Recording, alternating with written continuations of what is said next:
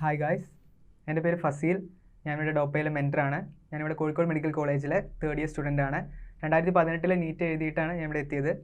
അപ്പോൾ നമുക്കറിയാം നമ്മുടെ ഒരു ഫൈനൽ ജഡ്ജ്മെൻറ്റ് ഡേ അതിങ്ങനെ അടുത്തുകൊണ്ടിരിക്കുകയാണ്. അപ്പോൾ അതിൻ്റെ ലാസ്റ്റ് ലാപ്പിലുള്ള പ്രിപ്പറേഷനിലായിരിക്കും നിങ്ങളെല്ലാവരും തന്നെ.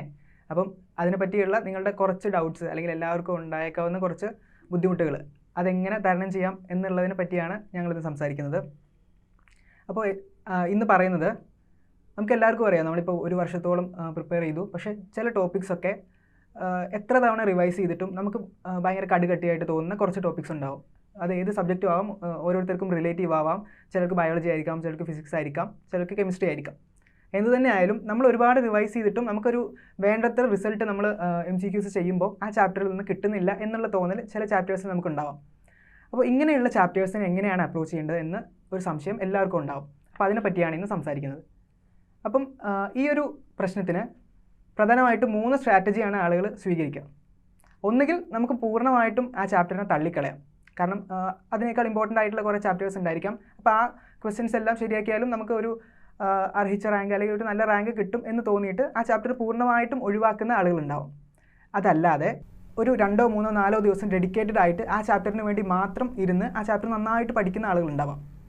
ഈ 2 സ്ട്രാറ്റജിയും ഒരു തരത്തിൽ ബുദ്ധിമോശമായിരിക്കും എന്നാണ് പറയാനുള്ളത്. കാരണം മൂന്നാമതൊരു സ്ട്രാറ്റജി ഉണ്ട്. അതായത് ഇനിയിപ്പോൾ നമുക്ക് ചെയ്യാൻ പറ്റുന്ന കാര്യം എന്ന് പറയുന്നത് ഈ ചാപ്റ്ററിൻ്റെ ഏറ്റവും ഫോക്കസ് പോയിൻറ്റ്സ് അല്ലെങ്കിൽ ഈ ചാപ്റ്ററിൽ നിന്ന് ഇത്രയും കാലമായിട്ട് ചോദിച്ചിട്ടുള്ള പ്രീവിയസ് ക്വസ്റ്റ്യൻസ് അതിനെ ഫോക്കസ് ചെയ്തുകൊണ്ട് പ്രിപ്പയർ ചെയ്യുക എന്നുള്ളതാണ്. അതായത് ഇതുവരെ ഈ ചാപ്റ്ററിൽ നിന്ന് ചോദിച്ചിട്ടുള്ള ക്വസ്റ്റ്യൻസ് മാത്രം സോൾവ് ചെയ്തിട്ട് അതുമായി ബന്ധപ്പെട്ട തിയറി ഒന്ന് ജസ്റ്റ് ഓടിച്ച് നോക്കുക. അതാണ് നമുക്ക് ഇപ്പോൾ ചെയ്യാൻ പറ്റുന്ന ഏറ്റവും നല്ല കാര്യം. കൂടുതൽ ആ ചാപ്റ്ററിനെ പറ്റി വറീഡ് ആവാതെ ബാക്കിയുള്ള ചാപ്റ്റേഴ്സിനും ഈക്വൽ വെയിറ്റേജ് ഉണ്ടെന്ന് തിരിച്ചറിഞ്ഞ് മുന്നോട്ട് പോവുക. കാരണം ഇപ്പം നമുക്കറിയാത്തൊരു ചാപ്റ്റർ ഉണ്ട്, അറിയുന്ന ഒരുപാട് ചാപ്റ്റേഴ്സ് ഉണ്ട്. ഇതിനെല്ലാത്തിനും നമുക്ക് കിട്ടുന്ന മാർക്ക്, നമ്മൾ ഈ സോൾവ് ചെയ്ത് കിട്ടുന്ന മാർക്ക് സെയിം ആണ്.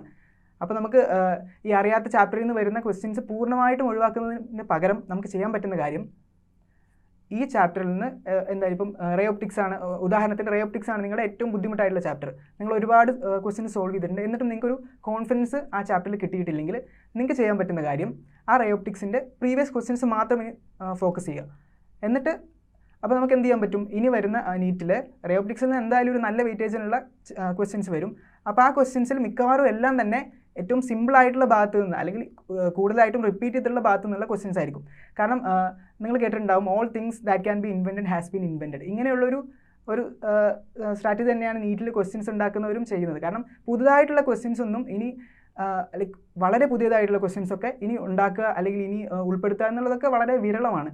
അപ്പം ഇപ്പോൾ ഇത്രയും കാലമായിട്ട് നീറ്റ് നടത്തിക്കൊണ്ടിരുന്നവർ എന്തൊക്കെ ക്വസ്റ്റ്യൻസ് ചോദിച്ചിട്ടുണ്ടോ അതിനെ തന്നെ പെർമ്യൂട്ടേഷൻസ് ആൻഡ് കോമ്പിനേഷൻസ് ഒക്കെ ഒന്ന് മാറ്റി ഉണ്ടാക്കുന്ന ക്വസ്റ്റ്യൻസ് ആണ്. അപ്പം തീർച്ചയായിട്ടും ഈ പ്രീവിയസ് ക്വസ്റ്റ്യൻസ് ഫോക്കസ് ചെയ്തുകൊണ്ട് ഹാർഡ് ടോപ്പിക്സിൽ സോൾവ് ചെയ്യാൻ ശ്രമിച്ചാൽ തീർച്ചയായിട്ടും നല്ലൊരു റിസൾട്ട് നിങ്ങൾക്ക് കിട്ടാൻ പറ്റും.